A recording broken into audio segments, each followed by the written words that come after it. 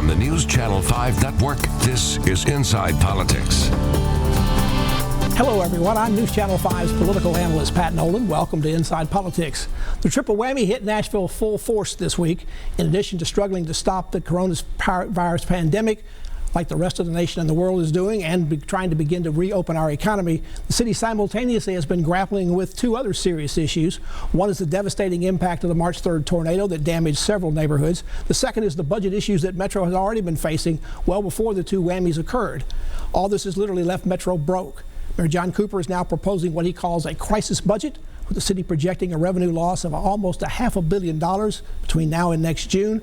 The mayor says he has no choice but to propose a 32% property tax hike to deal with what he calls the greatest fiscal challenge the city has seen in a lifetime.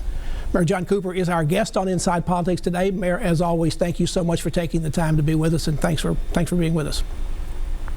Well, thank you, Pat. I appreciate you're being an experienced hand and being able to put into context for the history of Metro the problems that we're in right now and trying to solve. Mayor, you've proposed a 32% property tax hike. With all the uncertainty in the economy, that's about $1 on the rate. How did you come to that number, and dare I ask it, is that enough?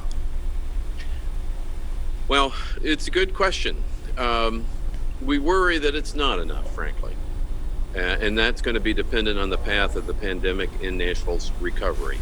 We think it is. We hope it is. It does replenish the cash loss to our reserves through this fourth quarter of FY20.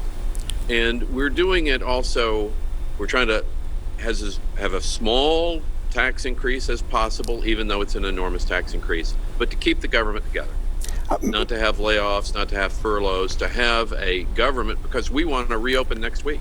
Mayor, we want to get back to business as soon as possible. Are you flexible on what you want to do with this? A lot of times budgets are back and forth negotiations. Do you need $1 and nothing less than that? Or are you willing to, for example, you mentioned... If you're going to avoid layoffs or the probability of layoffs, it needs to be this amount. It's a challenging number. In the sharpest recession that'll happen in my lifetime, it's unthinkable that you would ask for it under any other circumstances. But we will have effectively at the end of this quarter no cash balance at all. But what about taking maybe 1 or 2 days? What about taking down the reserves you want to build back up? Maybe not to $100 million, maybe just to $50 million, and then add back to that when a more favorable budget year comes along, hopefully next year.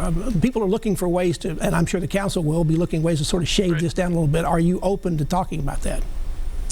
Well, I don't think I or the controller or anybody else who's prudent would think you could get by with shaving that number way down. That's still only 16 days worth of cash on hand in an environment where you do not know if you're going to have a second outbreak this fall.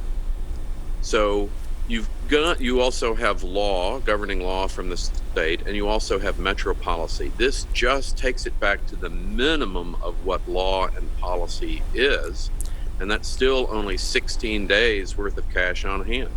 Mary, I'm sorry. It's not a stretch to say it needs to be this number. When you ran for mayor last summer, you showed some willingness to have a voter referendum about increasing or maxing out the local option sales tax here by about ½ cent. Did you give any consideration to that for this particular situation, since it would share some of the tax burden beyond just property owners? It would. I think most economists view that a sales tax is even more regressive than a property tax, And also, Nashville and Tennessee is viewed as a very high sales tax state and a relatively low property tax rate state. So it does seem kind of fairer to have a more progressive tax, even though it's plenty regressive, in a low tax environment, and frankly, a tax rate that when I came on the council, our tax rate is still lower than that tax rate is, and is lower than our average in the last 20 and 25 years. So only 4 years ago, we had a much higher tax rate, even than the one that we're proposing. So it does not seem unreasonable to think that we have to get back there, and it's a reasonable thing to ask. It's a terrible thing to ask in the time of recession. but it is a reasonable thing in terms of historic tax rates and on need.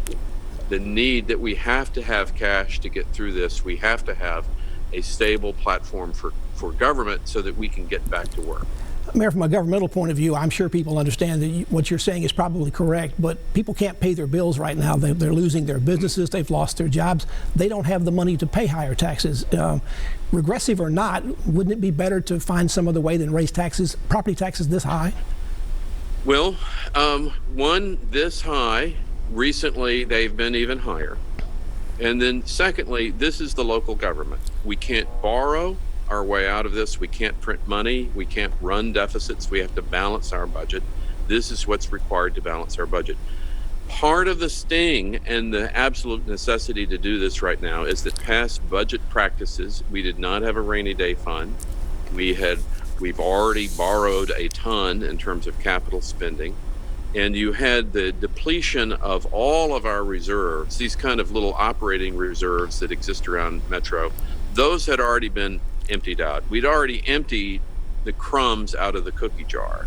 So you don't have on all of those kind of budget moves currently that you would ordinarily think that you might be able to resort to.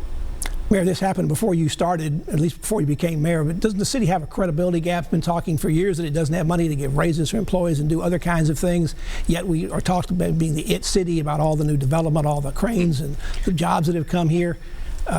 Well, do people even believe yes, Metro anymore?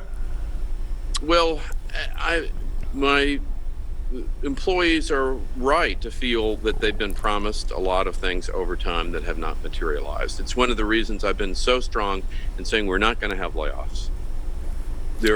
We may get to a 30% unemployment rate in the economy. I think Kentucky already is at that rate. So protecting your job is a great goal, and that's the least I think that we can do, because we have been in bad faith as Metro with employees on the matter of pay and raises going forward. But protecting those jobs is a priority, and this budget is trying to do that. It's not able to pay people more in this time of 20 or 30% unemployment, which is the reality. We would like to do more, but this is pretty good. This is pretty good, and it's asking a lot out of the taxpayers to be able to do that. Now, when I ran, obviously I was super concerned about all these issues, and it's terrible that they've all come together to kind of haunt the city and to limit our choices in responding to this emergency. Mayor John Cooper is our guest on Inside Politics. We're talking about his 32% property tax increase that he proposed this week, and we'll also talk about what's going on in our fight against the virus. Back after these messages.